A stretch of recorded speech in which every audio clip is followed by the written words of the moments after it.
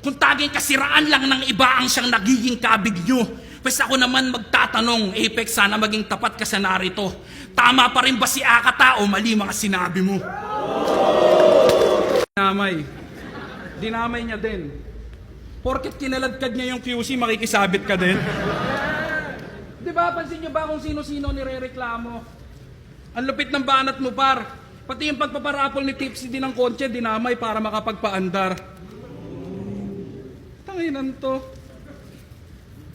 Round 1 at round 2, napakinggan nyo.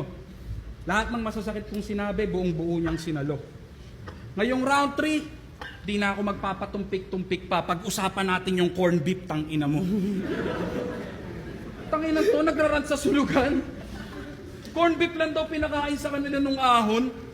Talaga ba? O tangina mo, nag-dinner silang seta, nakapila na sa buffet, di pa nilalabas yung lechon sa kahon.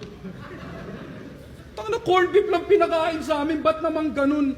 Malamang ko, tangina mo, ano ba trip mong almusal nun? Tangina mo, nagtatago na lang tayo sa resort para mairaos yung event, tas gigising ka, nakala mo taga ron. Demanding kay Ari kang puta, papa mo ba yun? Breakfast nga, breakfast. Ano ba gusto mo? Ipagluto ka ng cheeseburger, toasted bread with lettuce, tomato at extra sauce? Sa drinks, may tubig, coffee, lemon at extra juice? Puta, lupit naman ni boss. May ma-issue pag kinapos. Masabi lang na may beef, kahit corn beef, pinatos. Diba? Quarantine battles, pandemic. Tinawag niyang praning yung mga tao. Gawa-gawang sakit lang daw kanyang kinokondena. Tapos nung nasa sunugan ka na, sasabihin mo dahil sa flip-top, nagka-COVID ka? Tanginan to, mga para lang makapanira, naging believer ka bigla. Gago, di ka nawalan ng panlasa, ang nawala sa'yo hiya. Pagkatapos ng laban mo kay Masta, may poison ka pa, bakit hindi ka nagsalita? Tangina, sa flip-top daw nakuha yung COVID, pero doon pinakalat sa kabila. Wanna know why? Kasi yun yung mga reason kung bakit yung sunugan ay nagka-interest. You're against number 1 league at kanila mismo yung na-witness. Yung motibo at yung hype sapat na para sila ay mag-invest. Nagtitrigger ka ng competition, healthy ka sa business. Ay, ina. Tinatawag niya kaming battle rap slave kanina pa. Pero kami pa talaga? Ilang libo lang dinagdag ng sunugan sa TF mo, masaya ka na. Pinagsisigawan niya sa sunugan, sa kumu, na yung kinikita niya sa flip-top barya habang nagtatrabaho ka para sa 2 kumpanya. Tanga! Ano? Sino ngayon ang most used? Ikaw. Pero tuwan-tuwa ka kasi ikaw ang bida. Astang savior ng sunugan habang sinasalba yung kabilang liga. Round 1, typical na rima. Round 2, damay pamilya. Pag yung round 3, humihina. Siyempre, back to you, Enigma. Pansin nyo ba? Boring yung mga Akata battles pag yung flip-top hindi niya tinitira.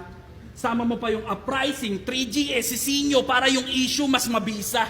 Kaya kahit kanino ka pa mangamuhan o kahit kaninong liga ka pa pumila, flip-top pa rin ang dahilan kung bakit ka kumikita. Hipokrito! Ano? Laban niya kay Apok. Sinadya niyang i-trigger si Apok nang idamay yung uprising sa verso niya. Ang dami mong sinabi, nirebatan ka lang ng eto ka. Di ba? Tanginan to, atapang tao porkit abouncer aawat. Okay lang kahit mukha siyang tanga. O ba't ngayon hindi mo tinitesting yan sa papalagan ka? Ano? Ha? Sutukan tayo? Ha? Oh, that's what I'm talking about.